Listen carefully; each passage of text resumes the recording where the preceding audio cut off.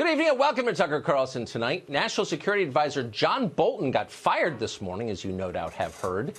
It's a major personnel change, but it's more than that. It is great news for America, especially for the large number of young people who would have been killed in pointless wars if Bolton had stayed on the job. They may not be celebrating tonight, but they should be. International oil prices, by the way, on the international market dropped immediately on the news. Investors knew for certain that Bolton planned on launching yet another Middle Eastern conflict that would inevitably spike energy prices. No doubt some energy speculators were disappointed to see Bolton go. Certainly many people in Washington were disappointed. Senator Chris Murphy, who's a Democrat from Connecticut, progressive one at that, tweeted that he was, quote, legitimately shaken to see John Bolton leave the White House.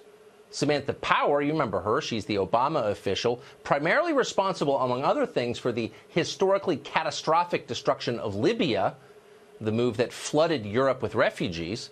That official, Samantha Power, told reporters today that the firing was a very troubling sign. Believe it or not, a number of Republicans made similar noises. Senator Mitt Romney himself declared that he was, quote, very, very unhappy that Bolton was leaving. Romney went on to describe the outgoing national security advisor as, quote, a brilliant man with decades of experience in foreign policy. Romney didn't say much about this experience. He wasn't specific about it. Why? Probably because none of Bolton's experience in the end helped America. Romney's right. Bolton has, in fact, been on the scene for decades. All of us are suffering the consequences of it. But whatever. Details like that make no difference at all in Washington. In Washington, nobody cares what kind of job you did, only that you did the job. Nobody there learns from mistakes because mistakes are never even acknowledged, ever. John Bolton himself took this form of selective amnesia to an art form. Watch him perform it on this show. So you've called for regime change in Iraq, Libya, Iran, and Syria. In the first two countries, we've had regime change, and obviously it's been, I'd say, a disaster. I think we agree. No, I don't agree with that. And let me. You don't think it's been a disaster? No, I think you need to understand. Is that life is complicated in the Middle East, and when you say, well, the overthrow of Saddam Hussein was a mistake, is simplistic. I would argue that I'm the one who understands how complicated it is, but just my view. It's your long experience in foreign policy. I know. Better record than yours, I would say. Did you catch that? Rather than justify or even explain his own record, Bolton instead brags that he's spent a lot of time on the job. If you're wondering why so many progressives are mourning Bolton's firing tonight, it's because Bolton himself fundamentally was a man of the left. There was not a human problem John Bolton wasn't totally convinced could be solved with the brute force of government. That's an assumption of the left, not the right. Don't let the mustache fool you. John Bolton was one of the most progressive people in the Trump administration. And by the way, naturally, once he was ensconced there, Bolton promoted Obama loyalists within the National Security Council. That shouldn't surprise you either. From the very first day, John Bolton operated as, in effect, a fifth column within the Trump White House. We warned about him frequently on this show. When the president calls for peace with a heavily armed nuclear power, that is considered treason. But when the National Security Advisor calls for yet another pointless war, that's just elite consensus, and it's fine.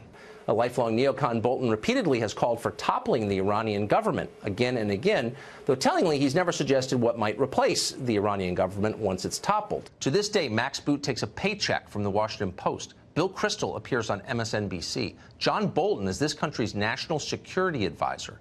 There were no consequences to their foolishness and their dishonesty. None. Yes, Mr. President, John Bolton does want to get you into a war. It's all he wants. It's what he dreams about. Many wars, if possible. And if you're not careful, he'll do it. In between administration jobs are always cushy think tank posts, paid speaking gigs, cable news contracts. War may be a disaster for America, but for John Bolton and his fellow neocons, it is always good business. We invited John Bolton on the show tonight. He did not respond to the invitation, which is a shame, but he's always welcome here. That's a sincere invitation. But in some ways, the story isn't simply about John Bolton. It's about the countless John Boltons who currently staff the federal bureaucracy.